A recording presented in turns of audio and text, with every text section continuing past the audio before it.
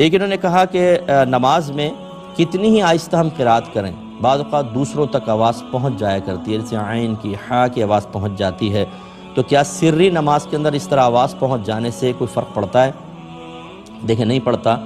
مسئلہ یہ ہوتا ہے، اچھی طرح یاد رکھیں، جب آپ اکیلے بھی نماز پڑھ رہے ہیں تو کم از کم اتنی آواز سے پڑھنا واجب ہے کہ آپ کی اپنی آواز اپنے کان تک پہنچ جائے۔ لہذا نماز میں جو کچھ پڑھنا فرض ہے اس میں اتنی آواز کان تک پہنچانا فرض، جو کچھ پڑھنا واجب ہے اتنی آواز کان تک پہنچانا واجب۔ جو سنت اور نفل وغیرہ چیزیں ہیں، یعنی اس میں مستحب چیزیں پڑھنا، ان میں سنت یا مستحب ہوتا ہے کہ کان تک آواز پہنچے۔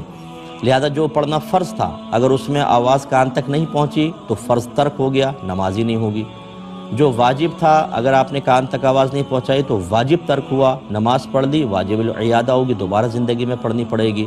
اور جس کا پڑھنا سنت یا مستحب تھا اس میں اگر کان تک آواز نہیں پہنچی تو آپ کی نماز ہو گئی، اس کو دہرانے کی بھی حاجت نہیں، ثواب میں تھوڑی کمی ضرور ہوگی۔ تو یہ تھوڑا بہت آواز تو پہنچ جایا کرتی ہے، سر کے اندر ہی آتا ہے۔ جہر اس وقت بنتا ہے جب آپ بلند آواز سے پڑھیں، اس طرح کے 4-5 آدمی اس طرف، 4-5 آدمی اس طرف کلیئر آپ کی آواز کو، قرات کو سنیں، تو وہ بنتا ہے جہر۔ یہ اگر سری نماز میں آپ نے ایک آیت بھی اس طرح بلند آواز سے پڑھی تو سردہ صاحب لازم ہو جائے گا، اس میں تھوڑی سی آپ احتیاط ضرور کیجئے گا۔